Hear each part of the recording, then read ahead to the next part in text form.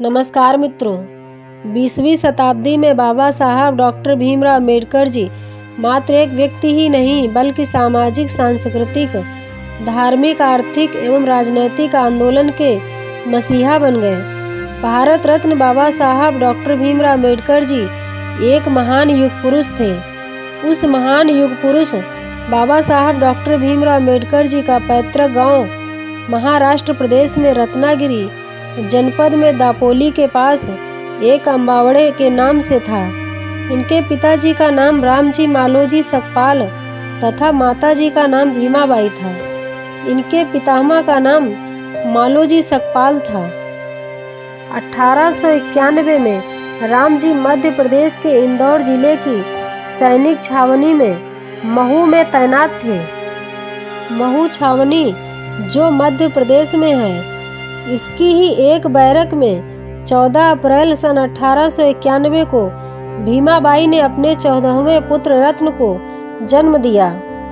25 वर्ष की सेवा के पश्चात सन 1894 में सूबेदार रामजी राव सेवा से रिटायर होकर सपरिवार मुंबई में आकर रहने लगे। जब बाबा साहब भीमराव अम्बेडकर जी 5 वर्ष के थे, तभी बीमारी के कारण इनकी माता भीमाबाई का महाराष्ट्र के सतारा में 20 नवंबर सन 1896 को परिनिर्वाण प्राप्त हुई। बाबा साहब डॉक्टर भीमराव अम्बेडकर जी को बचपन में ही माता के प्यार दुलार से वंचित होना पड़ा। बाबा साहब डॉक्टर भीमराव अम्बेडकर जी के साहित्यों के अध्ययन से ज्ञात होता है कि उनके विचारों की विविधता के फलस्वरूप उनके उत्तरदायित्वों में भी विविधता थी। उन्होंने अपना प्रथम उत्तरदायित्व उस समाज के लिए निर्धारित किया था जिसमें उनका जन्म हुआ था, अर्थात चतुर्वर्णीय व्यवस्था में शूद्र वर्ण व समाज के प्रति, और दूसरा उत्तरदायित्व उस राष्ट्र के प्रति था जिसके वे नागरिक थे, अर्थात भारत के प्रति, और तीसरा उत्तरदायित्व संपूर्ण विश्व की दुखी मानवता के प्रति था। शिक्षा ग्रहण करने से लेकर बोधिसत्व बनने तक बाबा साहब डॉक्टर भीमराव अम्बेडकर जी ने सामाजिक जीवन के उतार चढ़ाव को प्रत्यक्ष झेला था। सामाजिक विषमता एवं शोषण की जननी वैदिक व्यवस्था एवं पूंजीवाद का उन्होंने घोर विरोध किया। वे जानते थे कि जाति विहीन समाज की स्थापना के बिना स्वराज्य प्राप्ति का कोई महत्व नहीं होगा। इसीलिए समता मूलक समाज की स्थापना के प्रति कटिबद्ध थे। बाबा साहब डॉक्टर भीमराव अम्बेडकर जी ब्राह्मणों के खिलाफ नहीं थे, बल्कि वे ब्राह्मणवादी व्यवस्था के विरुद्ध थे जिसे वे जाति एवं उपजाति की जननी मानते थे। उनके द्वारा गठित पीपुल्स एजुकेशन सोसाइटी की कार्यकारिणी में गजेंद्र गढ़कर और चिटनीस जैसे ब्राह्मणों को सम्मिलित किया गया था। इसीलिए उन्होंने अपने प्रथम उत्तरदायित्व के संपादन में वर्ण विहीन एवं जाति विहीन धम्म बौद्ध धम्म को अपनाया था। बोधिसत्व बाबा साहब डॉक्टर भीमराव अम्बेडकर जी ने अपने दूसरे उत्तरदायित्व के निर्वहन के लिए सामाजिक, सांस्कृतिक, धार्मिक, आर्थिक एवं राजनैतिक पक्षों पर समर्पण और वफादारी से जीवन पर्यंत संघर्ष किया। वे राष्ट्र की समस्याओं के प्रति लोगों का ध्यान ही नहीं आकर्षित करते थे, बल्कि उससे समाधान का उपाय भी बताते थे। बाबा साहब डॉक्टर भीमराव अम्बेडकर जी के भाषा के आधार पर राज्यों के गठन के प्रबल विरोधी थे। उनका मानना था कि प्रत्येक 10 से 15 किलोमीटर की दूरी पर भाषा बदल जाती है तो राज्य गठन का आधार भाषा उपयुक्त नहीं होगा। वे देश के विभाजन के भी समर्थक नहीं थे। उनका मानना था कि कुछ जिम्मेदार लोगों की अदूरदर्शिता के फलस्वरूप ही पाकिस्तान बन गया।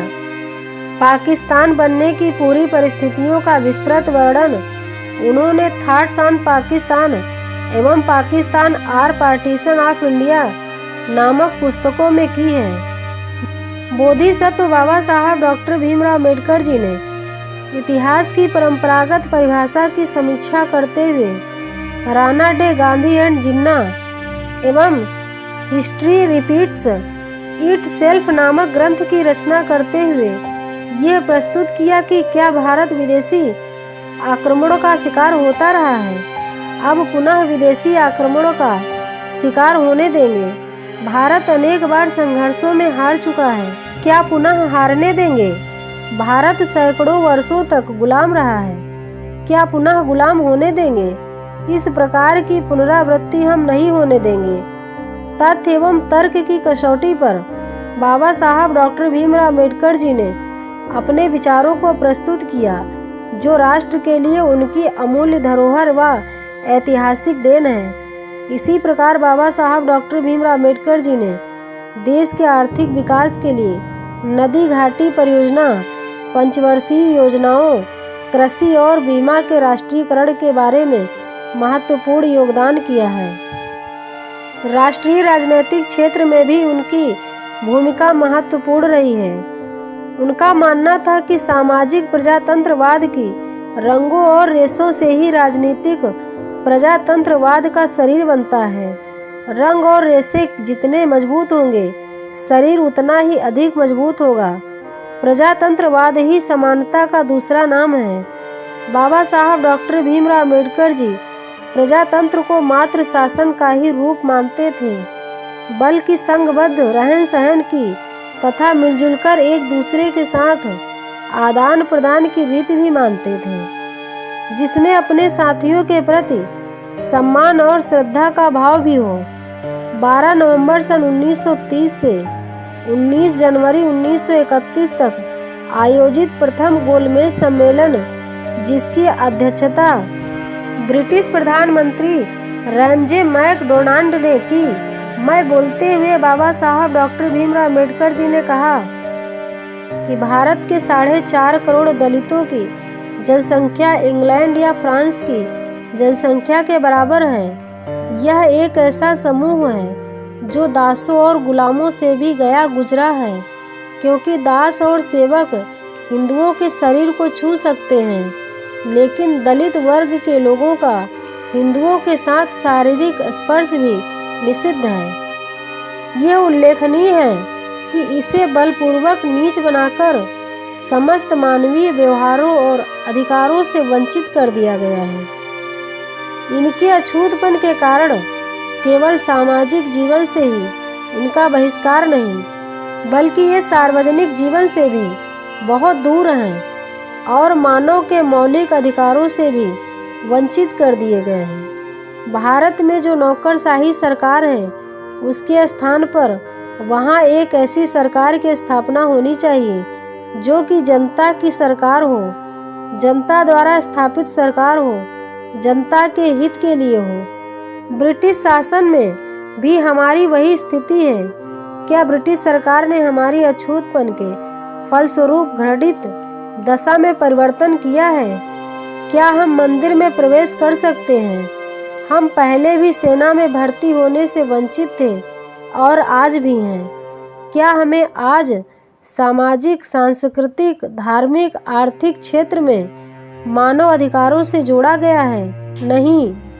अपनी समस्याओं को जितना हम दूर कर सकते हैं, दूसरा नहीं कर सकता। यह तभी संभव होगा जब हमारा देश स्वतंत्र हो और उसके संविधान में इन राजनैतिक शक्तियों का प्रावधान किया जाए। एक तेज तर्रार राष्ट्र नेता, परम आत्मविश्वासी व दूरदर्शी की भांति बाबा साहब डॉक्टर भीमराव अम्बेडकर जी ने कहा, वह समय अब नहीं है जो आपने भारत के लिए अच्छा बुरा जो चाहा उसे भारत को मानना ही पड़ेगा। वह समय अब लौटकर आने वाला नहीं है। यदि आप चाहते हैं कि देश का कोई ऐसा चिरस्थायी विधान हो, तो उस नए विधान की प्रमुख बात तर्क वितर्क नहीं, अपितु जनता की राय होनी चाहिए। द्वितीय गोलमेज सम्मेलन 7 सितंबर 1931 से 1 दिसंबर 1931 तक चला, जिसमें बाबा साहब डॉक्टर भीमराव अम्बेडकर जी ने कहा कि कांग्रेस केवल राजनीतिक स्वतंत्रता की बात करती है, जबकि मैं 2000 वर्षों से मानवीय अधिकारों से वंचित गुलामी का जीवन जीने वाले दलितों की स्वतंत्रता और उनके मानवाधिकारों की बात करता हूँ। यदि हमें उन लोगों की दया पर छोड़ दिया गया जिन्होंने हमारे दुखों और कष्टों का कभी भी ख्याल नहीं किया और जिनके ऐश्वर्य की इमारतें हमारे पतन और हमारे विनाश की बुनियाद पर खड़ी हुई हैं। भारत में राष्ट्रवादी और देशभक्त वे लोग कहे जाते हैं जो खुली आंखों से देखते हैं उनके भाइयों के साथ पशुओं जैसा व्यवहार किया जाता है, उनके देश की नारियों के साथ सामूहिक दुष्कर्म किया जाता है।